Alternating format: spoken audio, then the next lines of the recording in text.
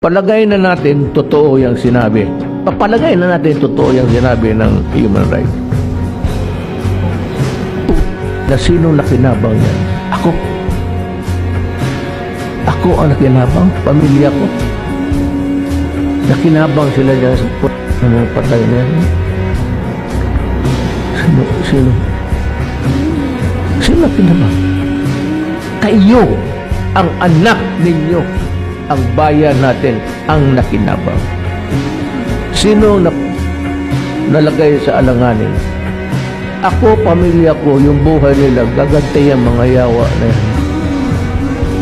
May hindi naman ako milyonaryo na may isa akong squad yan sa likod ng bantay.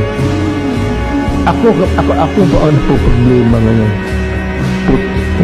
Ako ang nakinabang. Kayo ng Pilipino. Totoo lang.